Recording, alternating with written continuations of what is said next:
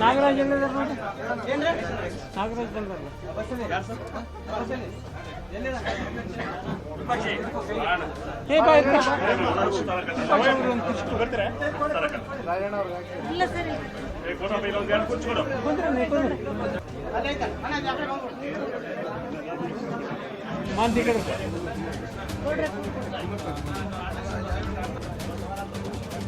ಮಾಧ್ಯಮದ ಎಲ್ಲ ಸ್ನೇಹಿತರಿಗೆ ಸ್ವಾಗತವನ್ನು ಬಯಸ್ತೇನೆ. ಮತ್ತೆ ಡಿಸ್ಟರ್ಬ್ ಮಾಡಬೇಡ್ರಿ. ಎಲ್ಲ ನಮ್ಮ ಪತ್ರಿಕಾ ಮಾಧ್ಯಮ ಹಾಗೂ ಸ್ಟಾರ್ಟ್ ಮಾಡ್ಬೋದಾ? ಈಗ ನೀವೇ ಕೇಳ್ತೀರಾ ಅವ್ರು ಹೇಳಿ.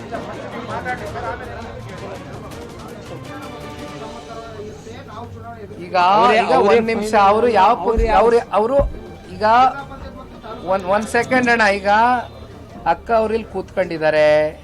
ನಮ್ಮ ಪಕ್ಷದ ಶಾಸಕರು ದೇವದುರ್ಗ ವಿಧಾನಸಭಾ ಕ್ಷೇತ್ರನ ಪ್ರತಿನಿಧಿಸ್ತಾ ಇದ್ದಾರೆ. ಹಾಗಾಗಿ ಇವಾಗ ಅವ್ರೇನ್ ಮಾತನಾಡಿದ್ದಾರೆ ಅಲ್ಲಿ ಪಕ್ಷದಲ್ಲಿ ಕೂತ್ಕೊಂಡು ಚರ್ಚೆ ಮಾಡಿ ಅವ್ರ ಮಾತಿಗೆ ಅವ್ರು ಉತ್ತರ ಕೊಡ್ತಾರೆ. ನಾನು ಉತ್ತರ ಕೊಡಕ್ಕಾಗಲ್ಲ. I cannot give an answer ಅಲ್ಲ. ಹೇಳಿ ಅದು ಆ ಪಾರ್ಟಿ ಕೇಳ್ಬೇಕು. ನಮಗೆ ಕೇಳಿದ್ರೆ ನಮಗೆ ಕೇಳಕ್ ಹೋಗ್ಬಿಡು. ಒಬ್ರು ಮಾತಾಡ್ರೋಣ. ಒಬ್ರು ಭಗವಂತ ಅವ್ರಿಗೆ ಜನಗಳ ಒಂದು ಸೇವೆ ಮಾಡ್ತಕ್ಕಂಥದ್ದಕ್ಕೆ ಇನ್ನೂ ಹೆಚ್ಚಿನ ಆರೋಗ್ಯ, ಆಯಸ್ಸು, ರಾಜಕೀಯವಾಗಿ ಎಲ್ಲ ರೀತಿ ಶಕ್ತಿಯನ್ನು ಕೊಡಲಿ ಅಂತಕ್ಕಂಥದ್ದು ಒಬ್ಬ ಪಕ್ಷದ ಕಾರ್ಯಕರ್ತನಾಗಿ ಎಲ್ಲ ನಮ್ಮ ಪತ್ರಿಕಾ ಮಾಧ್ಯಮದ ಮೂಲಕ ಅವರಿಗೆ ಮತ್ತೊಮ್ಮೆ ಶುಭವನ್ನು ಕೋರ್ಲಿಕ್ಕೆ ಇಚ್ಛೆಪಡ್ತೇನೆ. ಒಬ್ಬ ಕಾರ್ಯಕರ್ತ ಅಂತಕ್ಕಂಥದ್ದನ್ನು ನಾನು ಭಾವಿಸಿದ್ದೇನೆ. ಪಕ್ಷದ ಕಾರ್ಯಕರ್ತರಿಗೆ ರಾಜ್ಯದ ಉದ್ದಗಲಕ್ಕೂ ಕೂಡ ಇವತ್ತು ಪಕ್ಷ ಸಂಘಟನೆ ಮಾಡ್ತಕ್ಕಂಥ ಒಂದು ಹೊಸ ಹುರುಪನ್ನು ತುಂಬಿಸ್ಬೇಕು ಅಂತಕ್ಕಂಥ ದೃಷ್ಟಿಯಿಂದ ನಾನು ಈಗಾಗಲೇ 7 ಜಿಲ್ಲೆಗಳನ್ನ ಪ್ರವಾಸ ಮಾಡಿದ್ದೇನೆ. ವಿಶೇಷವಾಗಿ ನಮ್ಮ ಬಿಜಾಪುರ ಜಿಲ್ಲೆಗೆ ಬಂದಿದ್ದೆ, ಕೊಪ್ಪಳಕ್ಕೆ ಬಂದಿದ್ದೆ, ರಾಯಚೂರು ನನಗೆ 2 ಬಾರಿ ಬರಬೇಕಾಗಿತ್ತು. ಆದರೆ ಕಾರಣಾಂತರಗಳಿಂದ ಅದನ್ನು ಸ್ವಲ್ಪ ಮುಂದೂಡಿಕೆ ಮಾಡಬೇಕಾದಂಥ ಸಂದಿಗ್ಧ ಪರಿಸ್ಥಿತಿ ನಮ್ಮ ಮುಂದೆ ಎದುರಾಯಿತು. ಅದಕ್ಕೆ ಕಾರಣ ತಮಗೆ ಎಲ್ಲ ಗೊತ್ತಿದೆ. ಇತ್ತೀಚೆಗೆ ರಾಜ್ಯದಲ್ಲಿ ನಡೆದಿರ್ತಕ್ಕಂಥ 3 ಉಪಚುನಾವಣೆಗಳೇನಿತ್ತು, ಆ 3 ಉಪಚುನಾವಣೆಗಳು ನಡೆದಂಥ ಸಂದರ್ಭದಲ್ಲಿ ಪ್ರತಿಯೊಬ್ಬರು ಕೂಡ ಆ ಒಂದು ಉಪಚುನಾವಣೆಯಲ್ಲಿ ಗುರುತಿಸ್ಕೊಂಡು ಭಾಗಿಯಾಗಿ ಕೆಲಸವನ್ನು ಮಾಡಬೇಕಾಗಿರ್ತಕ್ಕಂಥ ಹಿನ್ನೆಲೆಯಲ್ಲಿ ಸ್ವಲ್ಪ ರಾಯಚೂರಿಗೆ ಬರಲಿಕ್ಕೆ ತಡ ಆಯಿತು. ಹಾಗಾಗಿ ಇವತ್ತು ಮೆಂಬರ್ಶಿಪ್ ಡ್ರೈವ್ ಮತ್ತು ಬೂತ್ ಕಮಿಟಿಯ ಒಂದು ಚಾಲನೆ ಕೊಡ್ತಕ್ಕಂಥದ್ದು ಕೂಡ ಇಡೀ ಜಿಲ್ಲೆಯಿಂದ 7 ತಾಲೂಕುಗಳಿಂದ ಇವತ್ತು ಪದಾಧಿಕಾರಿಗಳು ಬಂದಿದ್ದಾರೆ. ಎಲ್ಲ ಅಧ್ಯಕ್ಷರುಗಳು, ಪದಾಧಿಕಾರಿಗಳು, ಜಿಲ್ಲಾಧ್ಯಕ್ಷರು, ಕಾರ್ಯಕರ್ತರು ಎಲ್ಲರೂ ಕೂಡ ಇವತ್ತು ಬಂದಿದ್ದಾರೆ.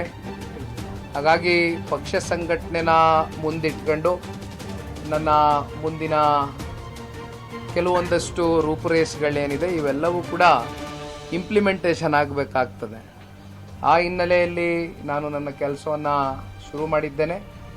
ನಾಡಗೌಡರು ಇರ್ಬೋದು, ಬಂಡಪ್ಪಣ್ಣ ಅವರು ಇರ್ಬೋದು, ಬಹಳಷ್ಟು ಜನ ಇವತ್ತು ಹಿರಿಯಕರು ನಮ್ಮ ಪಕ್ಷವನ್ನು ಕಟ್ಟಿ ಬೆಳೆಸಿದ್ದಾರೆ. ಅವರೆಲ್ಲರ ಅನುಭವವನ್ನು ನಾವು ಸಾಕಷ್ಟು ಕೂತಂಥ ಸಂದರ್ಭದಲ್ಲಿ ಹಂಚ್ಕೊಳ್ತಾ ಇರ್ತೇವೆ. ಅವರ ರಾಜಕಾರಣದ ಅನುಭವಗಳು ಇವತ್ತು ನಮ್ಮಂಥ ಯುವಕರಿಗೆ ತಿಳಿಸ್ತಾ ಇರ್ತಾರೆ. ಹಾಗಾಗಿ ಪ್ರತಿಯೊಬ್ಬರನ್ನು ಕೂಡ ವಿಶ್ವಾಸಕ್ಕೆ ತಗೊಂಡು ಪಕ್ಷವನ್ನು ಸಂಘಟನೆ ಮಾಡಿ ಮುಂದೆ ಸಾರ್ವತ್ರಿಕ ಚುನಾವಣೆಗಿಂತ ಮುಂಚಿತವಾಗೇ ನಾವು ಇನ್ನೇನು ಕೆಲವು ದಿನಗಳಲ್ಲಿ ಜಿಲ್ಲಾ ಪಂಚಾಯಿತಿ ಮತ್ತು ತಾಲೂಕು ಪಂಚಾಯಿತಿ ಚುನಾವಣೆಗಳನ್ನ ಎದುರಿಸ್ತಾ ಇದ್ದೇವೆ. ಆ ಚುನಾವಣೆಗಳಲ್ಲಿ ಒಂದು ಒಳ್ಳೆಯ ಪ್ರದರ್ಶನೆಯನ್ನು ಇವತ್ತು ಜನತಾದಳ ಪಕ್ಷ ಕೊಡಬೇಕು ಅಂತಕ್ಕಂಥದ್ದು ಈಗಾಗಲೇ ಸ್ಪಷ್ಟವಾದಂಥ ಒಂದು ಸಂದೇಶವನ್ನು ನಿನ್ನೆ ದಿನ ಮೈಸೂರಿನಲ್ಲಿ ಕೇಂದ್ರದ ಸಚಿವರು, ಮಂಡ್ಯದ ಸಂಸದರಾಗಿರ್ತಕ್ಕಂಥ ನಮ್ಮ ನಾಯಕರು ಸನ್ಮಾನ್ಯ ಕುಮಾರಣ್ಣವರು ದಿಶಾ ಮೀಟಿಂಗು ಬೆಳಗ್ಗೆ ಮುಗಿಸಿದ ನಂತರ ಸಂಜೆ ಮೈಸೂರಿನಲ್ಲಿ ಜಿಲ್ಲಾ ಪಂಚಾಯಿತಿ ಮತ್ತು ತಾಲೂಕು ಪಂಚಾಯಿತಿ ಚುನಾವಣೆಗೆ ಕುರಿತು ಒಂದು ಪಕ್ಷದ ಸಭೆಯನ್ನು ಕೂಡ ನಿನ್ನೆ ಕರೆದಿದ್ದಾರೆ, ಚಾಲನೆಯನ್ನು ಕೊಟ್ಟಿದ್ದಾರೆ. ಹಾಗಾಗಿ ಆ ಹಿನ್ನೆಲೆಯಲ್ಲಿ ಈಗ ನಾವೆಲ್ಲರೂ ಕೂಡ ಕಾರ್ಯೋನ್ಮುಖರಾಗಿ ನಮ್ಮ ಕೆಲಸದಲ್ಲಿ ತೊಡಗಿಸ್ಕೊಂಡಿದ್ದೇವೆ. ಇತ್ತೀಚೆಗಷ್ಟೇ ಕಳೆದ 2-3 ತಿಂಗಳುಗಳಿಂದ ಏನು ಪಕ್ಷದ ಸಂಘಟನೆಗೆ ಕುರಿತು ಒಂದು ಹೊಸ ವೇಗವನ್ನು ಕೊಡಬೇಕು ಅಂತಕ್ಕಂಥ ಹಿನ್ನೆಲೆಯಲ್ಲಿ ನಮ್ಮದೇ ಆದಂಥ ರೂಪುರೇಷೆಗಳನ್ನ ತಯಾರಿಯನ್ನು ಮಾಡಿಕೊಂಡು ಅದರಲ್ಲೂ ಪಕ್ಷದಲ್ಲಿ ಇರ್ತಕ್ಕಂಥ ಎಲ್ಲ ನಮ್ಮ ಹಿರಿಯ ನಾಯಕರುಗಳ ಒಂದು ಮಾರ್ಗದರ್ಶನದ ಅಡಿ ಜೊತೆಯಲ್ಲಿ ಬಹುಮುಖ್ಯವಾಗಿ ಸನ್ಮಾನ್ಯ ದೇವೇಗೌಡರು ಸಾಹೇಬರು ಈ ಒಂದು ಪ್ರಾದೇಶಿಕ ಪಕ್ಷವನ್ನು ಕಟ್ಟಿ ಬೆಳೆಸಿದ್ದಾರೆ. ಬಹುಶಃ ಅವರ ಒಂದು ಶ್ರಮದ ಒಂದು ಪ್ರತಿಫಲ ಜೊತೆಯಲ್ಲಿ ಅವರ ಶ್ರಮವನ್ನು ಗುರುತಿಸಿ ಪಕ್ಷದ ಕಾರ್ಯಕರ್ತರುಗಳು ಅವರ ಜೊತೆಯಲ್ಲಿ ದೀರ್ಘಕಾಲ ಹೆಜ್ಜೆಯನ್ನು ಹಾಕಿದ್ದಾರೆ. ಜೊತೆಯಲ್ಲಿ ಸನ್ಮಾನ್ಯ ದೇವೇಗೌಡರು ಸಾಹೇಬರು ಭಾಳ ಕಮ್ಮಿ ಅವಧಿ ಅಧಿಕಾರವನ್ನು ಅನುಭವಿಸಿರ್ತಕ್ಕಂಥದ್ದು. ಏನು 3.5 ವರ್ಷ 3.25 ವರ್ಷ ಅಧಿಕಾರವನ್ನು ಏನು ಕೆಂಪುಕೋಟೆ ಮೇಲೆ ಬಾವುಟವನ್ನು ಆರಿಸಿರ್ತಕ್ಕಂಥ ಏಕೈಕ ಕನ್ನಡಿಗ ಸನ್ಮಾನ್ಯ ದೇವೇಗೌಡರು ಸಾಹೇಬರು ಪ್ರಧಾನಮಂತ್ರಿಗಳಾಗಿ, ಮುಖ್ಯಮಂತ್ರಿಗಳಾಗಿ, ನೀರಾವರಿ ಸಚಿವರಾಗಿ, PWD ಮಂತ್ರಿಗಳಾಗಿ ಅನೇಕ ಕೊಡುಗೆಗಳು ಇವತ್ತು ನಮ್ಮ ರಾಜ್ಯಕ್ಕೆ ಮತ್ತು ನಮ್ಮ ರಾಷ್ಟ್ರಕ್ಕೆ ಕೊಟ್ಟಿರ್ತಕ್ಕಂಥದ್ದು. ಇದನ್ನು ಗುರುತಿಸಿ ವಿಶೇಷವಾಗಿ ನಮ್ಮ ರಾಜ್ಯದ ಪ್ರತಿಯೊಬ್ಬ ಕನ್ನಡಿಗನೂ ಕೂಡ ಇವತ್ತು ಈ ಪ್ರಾದೇಶಿಕ ಪಕ್ಷವನ್ನು ಹಲವಾರು ದಶಕಗಳಿಂದ ನಮ್ಮ ಜೊತೆಯಲ್ಲಿ ನಿಂತು ಬೆಳೆಸಿದ್ದಾರೆ. ಅದರಲ್ಲೂ ವಿಶೇಷವಾಗಿ ಕಲ್ಯಾಣ ಕರ್ನಾಟಕದಲ್ಲಿ ನಮಗೆ ಬರುವಂಥ 41 ವಿಧಾನಸಭಾ ಕ್ಷೇತ್ರಗಳೇನಿದೆ, ಬಹುಶಃ ಹಳೆ ಮೈಸೂರು ಪ್ರಾಂತ್ಯಕ್ಕೆ JDS ಪಕ್ಷ ಅತಿ ಹೆಚ್ಚು ರಾಜಕೀಯವಾಗಿ ಒಂದು ಶಕ್ತಿಯನ್ನು ಇದ್ದರೂ ಕೂಡ ಕಲ್ಯಾಣ ಕರ್ನಾಟಕಕ್ಕೆ ಸನ್ಮಾನ್ಯ ದೇವೇಗೌಡರು ಸಾಹೇಬರು ನೀರಾವರಿ ವಿಚಾರವಾಗಿ ಕೊಟ್ಟಿರ್ತಕ್ಕಂಥ ಕೊಡುಗೆ ಅಷ್ಟೇ ಅಲ್ಲ, ಅದರ ಮುಂದುವರೆದ ಭಾಗವಾಗಿ ಸನ್ಮಾನ್ಯ ಕುಮಾರಣ್ಣ ಅವರು ರಾಜ್ಯದ ಮುಖ್ಯಮಂತ್ರಿಗಳಾದಾಗ 2ನೇ ಬಾರಿ ರೈತರ ಸಾಲವನ್ನು ಮನ್ನಾ ಮಾಡಬೇಕು ಅಂತಕ್ಕಂಥ ದಟ್ಟವಾದಂಥ ದೃಢವಾದಂಥ ಒಂದು ತೀರ್ಮಾನಕ್ಕೆ ಬಹುಶಃ ಭಾಳಷ್ಟು ಜನ ಕೇಳ್ಬೋದು ನಮ್ಮ ಭಾಗಕ್ಕೆ ಏನು ಮಾಡಿದ್ದಾರೆ ಅಂತಕ್ಕಂಥದ್ದು. ಇತ್ತೀಚಿನ ದಿನಗಳಲ್ಲಿ ಒಂದಷ್ಟು ವಿರೋಧಿಗಳು ಪ್ರಶ್ನೆ ಮಾಡ್ತಾರೆ. ಆದರೆ ರೈತರ ಸಾಲವನ್ನು ಮನ್ನಾ ಮಾಡಿದ್ದು ಯಾವುದೋ ಒಂದು ಸಮುದಾಯದ ರೈತರಿಗೋಸ್ಕರ ಅಲ್ಲ, ಅಥವಾ ಯಾವುದೋ ಕೇವಲ ಹಳೆ ಮೈಸೂರು ಪ್ರಾಂತ್ಯಕ್ಕೆ ಮಾಡಿರ್ತಕ್ಕಂಥ ರೈತರ ಸಾಲ ಮನ್ನಾ ಅಲ್ಲ. ಸಾಲ ಮನ್ನಾ ಆಗಿರ್ತಕ್ಕಂಥದ್ದು ಸಂಪೂರ್ಣ ರೈತರು ಏನು ಸಹಕಾರಿ ಬ್ಯಾಂಕ್ಗಳು, ನ್ಯಾಷನಲೈಸ್ಡ್ ಬ್ಯಾಂಕ್ಗಳಲ್ಲಿ ಸಾಲವನ್ನು ಮಾಡಿದ್ರು, ಆ ಸಾಲದ ಹೊರೆಗೆ ಸಾಕಷ್ಟು ರೈತರು ಏನು ಸಾಲವನ್ನು ತೆಗೆದುಕೊಂಡಿದ್ರು, ಆ ಸಾಲದ ಒಂದು ಭಾರದಿಂದ ಅವರು ಆ ಸಾಲವನ್ನು ತೀರಿಸಲಿಕ್ಕಾಗದೇ ಇರತಕ್ಕಂಥ ಹಿನ್ನೆಲೆಯಲ್ಲಿ ಸಾಕಷ್ಟು ರೈತ ಕುಟುಂಬಗಳು 2013 ಹಾಗೂ 2018 ಮಧ್ಯೆ ಇದೇ ಕಾಂಗ್ರೆಸ್ನ ಸರ್ಕಾರ ಇತ್ತು. ಇಂದಿನ ರಾಜ್ಯದ ಮುಖ್ಯಮಂತ್ರಿಗಳೇ ಅಂದು ಕೂಡ ರಾಜ್ಯದ ಮುಖ್ಯಮಂತ್ರಿಗಳಾಗಿದ್ದರು. ಅತಿ ಹೆಚ್ಚು ರೈತಾಪಿ ವರ್ಗ ಸಾವನ್ನು ಅಪ್ಪಿರ್ತಕ್ಕಂಥ ಉದಾಹರಣೆಗಳು ನಮ್ಮ ಕಣ್ಮುಂದೆ ಇದೆ. ಆ ಒಂದು ಕಾಲಘಟ್ಟದಲ್ಲಿ ಅವರ ಸಂಪೂರ್ಣ ಬೆಂಬಲ ನಾವು NDA ಮಿತ್ರ ಪಕ್ಷದ ಒಂದು ಮಿತ್ರಕೂಟದ ಭಾಗವಾಗಿರ್ತಕ್ಕಂಥ ಪಕ್ಷ JDS.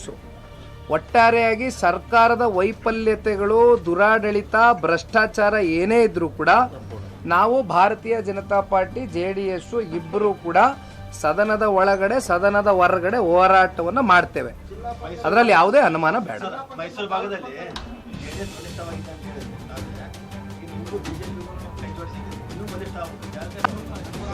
ಅಲ್ಲ, ಇವತ್ತು ಗಂಡು ಹೈಕಳಷ್ಟೇ ಅಲ್ಲ, ಇವತ್ತು ಇಡೀ ರಾಜ್ಯದ ಜನತೆ ಮುಂದೆ ಯಾವತ್ತು ಸಾರ್ವತ್ರಿಕ ಚುನಾವಣೆ ಘೋಷಣೆ ಆಗತ್ತೆ, ಸಂಪೂರ್ಣವಾಗಿ ರಾಜ್ಯದ ಜನತೆ ಕಾಂಗ್ರೆಸ್ನ ತಿರಸ್ಕಾರ ಮಾಡ್ತಕ್ಕಂಥ ದಿನಗಳು ದೂರ ಇಲ್ಲ.